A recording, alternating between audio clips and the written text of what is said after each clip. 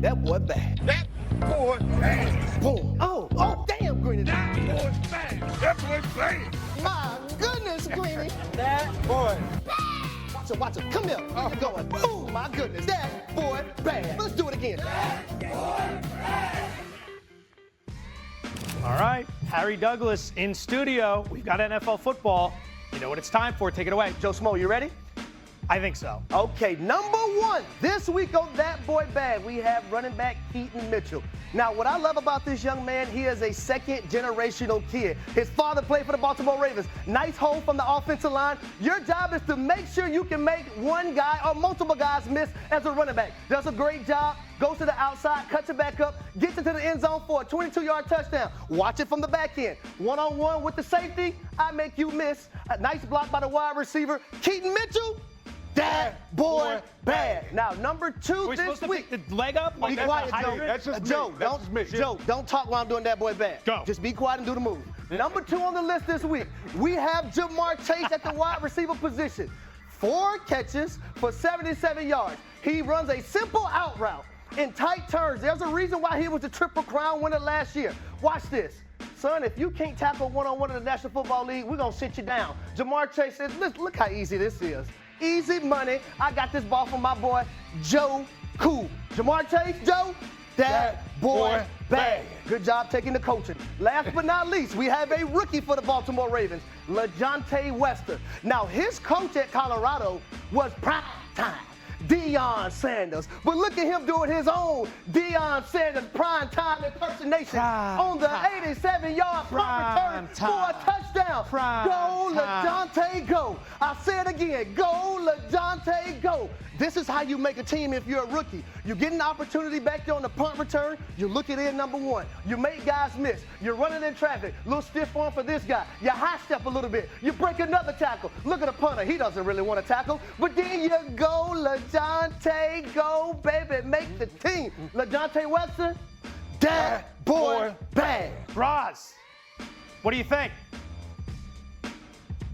About what in particular? I thought it was a very good segment. Thought Harry did an excellent job. Crushed it as always. Were you doing it at home with What us? were you asking me about? No, I'm not good at it. I think there's tape of me doing it, and I don't want to be in a position where I'm critiquing anybody else's that boy bad. That's not what I do. Stick to my Great job strengths. taking coaching. Thank you. But you never talk during that boy bad. That's my job. We Got it. talk at the end, okay? Got it. Thank you very much. All right. Great coaching. Speaking of talking, I got another guy who likes to do a lot of talking. Keep your eyes right here. Aaron Rodgers is going to have to wait at least another week before he plays in his first game as a member of the Steelers. Rodgers is among the Steeler veterans who won't see the field when the Steelers face the Jaguars in Saturday night's preseason opener. However, fans will get the opportunity to see Jacksonville's Travis Hunter play both cornerback and wide receiver for the first time. Harry, Steelers making a bit of a mistake here, sitting Rodgers? No, you're talking about a guy who is in his 40s, right? And the main objective here for the Pittsburgh Steelers is to make sure Aaron Rodgers gets to the season opener healthy.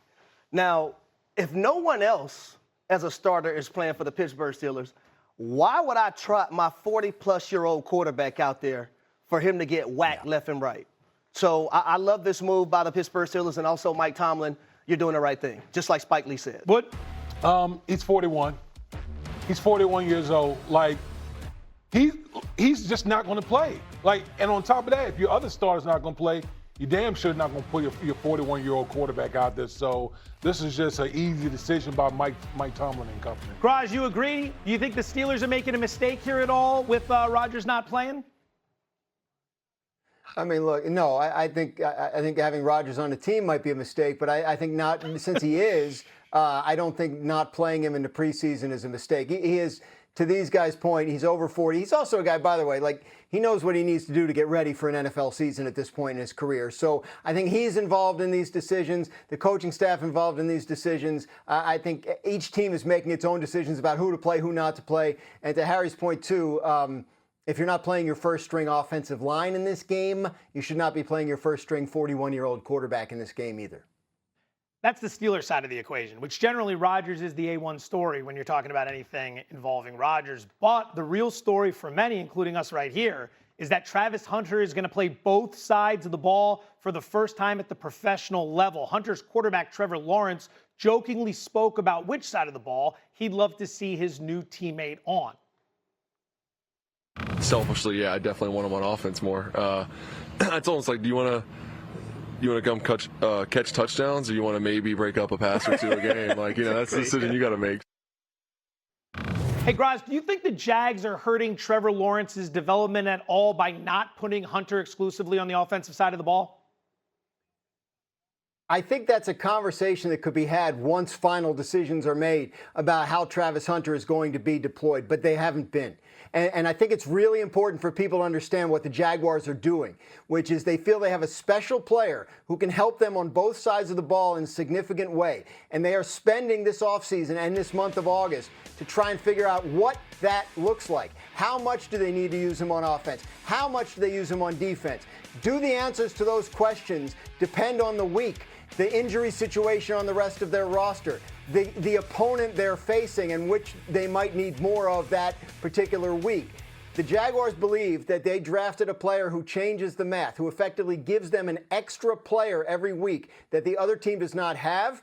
They don't mind that this is all out there and we're going to be talking about it all year, and other teams have to think about it while they practice and prepare to play the Jaguars. So, no, look, Travis Hunter is going to play both ways. How much of each remains to be seen. The only thing we know for sure at this point, Harry, is that boy bad. Right about that, Cross. As long as he's quiet during the dancing, that boy, bad indeed. Which side of the ball is he needed on more? I would say the side of the ball that the quarterback, Trevor Lawrence. Remember, this whole thing's about Trevor Lawrence. Think about this. Your head coach, Liam Cohen, why is he in Jacksonville? Because of the quarterback. That's right. You traded up.